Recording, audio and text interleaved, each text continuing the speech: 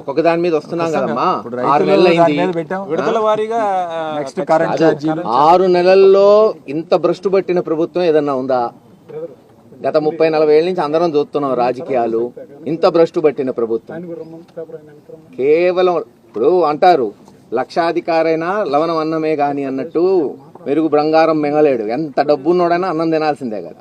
6 నెలల్లో ఏం జరుగుతుంది? వైన్సా, మైన్సా, బియ్యమా ఇవి పంచుకోనే సరిపోయింది. ఎమ్మెల్యేలు, మంత్రులు రైతుల్ని వదిలేశారు. రేపు అన్నం తినాల్సిందే కదా ఎవడైనా. బెల్ట్ షాపులు మాత్రం ఊరికి 4 నుంచి 10 పెరిగాయి.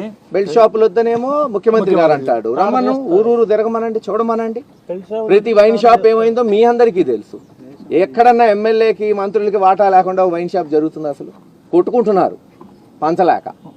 అంత దయనీయమైన స్థితి. గతంలో గవర్నమెంట్ అమ్మేది ఒక పద్ధతిగా అమ్మేది. ఎవ్వడు ఏ రాజకీయ నాయకుడు ప్రమేయం లేదు. ఈరోజు అట్టలేదే. తప్పకుండా వాలంటీర్ వ్యవస్థ కావచ్చు, ఇతర ఏవైనా ఇందాక చెప్పినట్టు కరెంట్ ఛార్జీలు కావచ్చు, స్టూడెంట్ ఫీజు రియంబర్స్మెంట్ కావచ్చు, అన్నిటి మీద పోరాటం చేస్తాం. ఈరోజు ప్రతిపక్షంగా ప్రజల పక్షాన నిలబడ్డాం అందరం. వైఎస్ఆర్సీపీ పార్టీ ఖచ్చితంగా ప్రతి ఇష్యూ మీద వెనకడిగేసే లేదు. గ్రామ స్థాయికి పోతాం, పార్టీని పటిష్టం చేస్తాం, ప్రజల కోసం పోరాటం చేస్తాం. మీరే చూస్తారు కదా.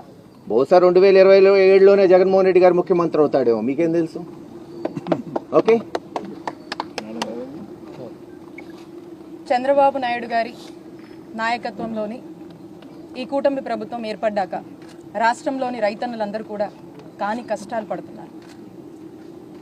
సూపర్ 6లో వాళ్ళు ఏదైతే అబద్ధపు హామీలు చెప్పి అధికారంలోకి వచ్చారో, మరి ఆ హామీలో ఏదైతే రైతులకు పెట్టుబడి సాయం కింద ఏడాదికి 20,000 ఇస్తామని ఏదైతే ఒక అబద్ధపు హామీ చెప్పారో, మరి ఈ రోజున కూటమి ప్రభుత్వాన్ని వైఎస్ఆర్ కాంగ్రెస్ పార్టీ డిమాండ్ చేస్తూ ఉంది. మీరు చెప్పిన, మీరిచ్చిన మాట ఏడాదికి పెట్టుబడి సాయం కింద రైతులకు 20,000 ఏమైంది అని వైఎస్ఆర్ కాంగ్రెస్ పార్టీ మిమ్మల్ని ప్రశ్నిస్తుంది. ఒకవైపున చూస్తే ఉచిత పంటల బీమా లేదు కూటమి ప్రభుత్వం వచ్చాక. అలాగే పంటల నష్టపరిహారం లేదు. ఈరోజు పంటలు పండించిన రైతుకు ధాన్యానికి సరైన గిట్టుబాటు ధర లేదు. అలాగే ఏదైనా కరువు వస్తే కూడా ఎటువంటి సాయం ప్రభుత్వం వైపు నుంచి లేదు. ఈ రోజున రాష్ట్రంలో రైతన్నుల పరిస్థితి ఏ విధంగా మారిందంటే ఆత్మహత్యలకు దారి తీస్తా ఉంది. మరి ఎందుకు కూటమి ప్రభుత్వం ఈ రైతన్నుల సమస్యల మీద, వారిచ్చినటువంటి మాట మీద దృష్టి సారించట్లేదని వైఎస్ఆర్ కాంగ్రెస్ పార్టీ ఈరోజు ప్రశ్నిస్తూ ఉంది. అలాగే మనం చూసాము, రైతే రాజుగా ఉండాలి అని భావించి అదే సిద్ధాంతాన్ని నమ్మి రైతు బుధం చట్టి నడిపించి ధైర్యాన్నిచ్చి వలసల నుంచి తిరిగి వచ్చి మళ్ళా రాష్ట్రంలోకి వచ్చి వారి యొక్క సొంత గ్రామాల్లో వ్యవసాయం చేసుకునేటువంటి పరిస్థితిని జగనన్న ప్రభుత్వం కల్పించింది అని గర్వంగా మేము చెప్పగలుగుతాము. రైతు భరోసా అని రైతన్నకు సరైన సమయంలో మరి అండగా ఉండి గ్రామాన రైతు భరోసా కేంద్రాలు తీసుకొచ్చి ఆ రైతు భరోసా కేంద్రాల ద్వారా మరి విత్తనాల దగ్గర నుంచి మళ్ళా తిరుగు రైతు పండించినటువంటి ధాన్యాన్ని మళ్ళా తిరిగి ప్రభుత్వానికి అమ్ముకునేటువంటి ఒక మంచి అవకాశాన్ని ఇచ్చినటువంటి ప్రభుత్వం జగనన్న ప్రభుత్వం. రైతుకు బ్యాక్ బోన్లా నిలబడి రైతుకు సరైన సమయంలో ఇన్పుట్ సబ్సిడీలు కావచ్చు, ఏదైనా పంటలు నష్టం వస్తే కూడా ఆ పరిహారం కావచ్చు, ఏ విధంగానైనా కూడా అన్ని విధాలుగా రైతన్నకు తోడుగా ఉన్నటువంటి ప్రభుత్వం జగనన్న ప్రభుత్వం అని పేర్కొంది.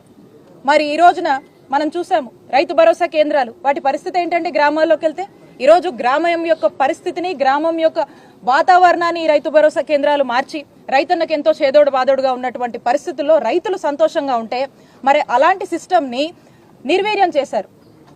సరే, నిర్వీర్యం చేశారు. ఈ సిస్టమ్ని ఒకవేళ దీన్నే మీరు కనుక కంటిన్యూ చేస్తే రాష్ట్రంలోని రైతులు బాగుంటారు, ఆనందంగా ఉంటారు కదా. మరి చంద్రబాబు నాయుడు గారు ఎందుకు ఆలోచించట్లేదు?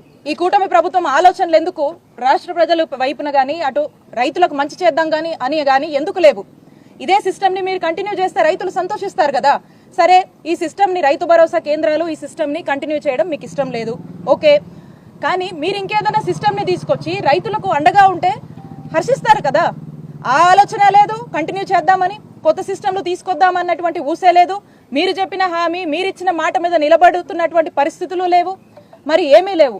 ఏంటా వీళ్ళు చేస్తున్నారంటే ఈ 6 నెలలుగా మనం చూస్తున్నాం. సోషల్ మీడియాలో ఎవరన్నా ఎక్కడ పోస్ట్ పెట్టారా అని చెప్పి ఈరోజు లెన్స్ వేసి మరీ ఎతికి వాళ్ళని ఎక్కడున్నా కూడా తీసుకొచ్చి వాళ్ళ మీద కేసులు పెట్టి అక్రమ కేసులు పెట్టడము, డైవర్షన్ పాలిటిక్స్ చేయడము.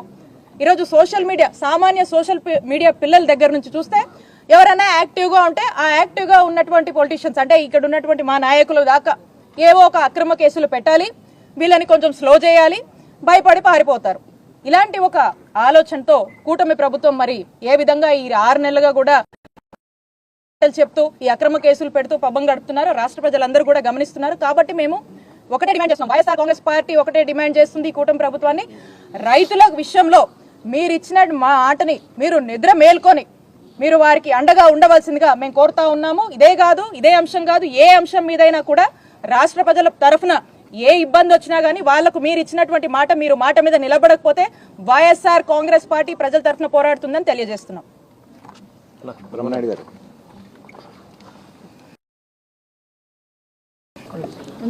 ఆయన పెద్దగానే మాట్లాడారు. కూటమి ప్రభుత్వంలో ప్రజలందరూ కూడా ఆశించిన విధంగా ప్రభుత్వం ఎక్కడ కూడా మరి ప్రజల్ని నీరుగార్చిందే కానీ ప్రజలు ఆశించిన విధంగా ఎక్కడ చేస్తున్నటువంటి పరిస్థితి లేదు. ఇవాళ ప్రజలు, రైతులు, రైతు కూలీలు, చిన్న చిన్న బడుగు బలహీన వర్గాల వారు అందరూ కూడా ఏదైనా ప్రభుత్వం దగ్గరకు వెళ్దామా, ప్రభుత్వాన్ని ఏదైనా ఇదేంటయ్యా, ఈ మిర్చి రేట్ ఏంటయ్యా, ఈ పత్తి రేట్ ఏంటయ్యా అని చిన్న రైతు అడగటానికి పోతే జైలు జ్ఞాపకం వస్తుంది. ప్రభుత్వం అంటే జైలు గుర్తొస్తుంది. ప్రభుత్వాన్ని ఏది అడిగినా జైల్లో పెడతామంటున్నారు.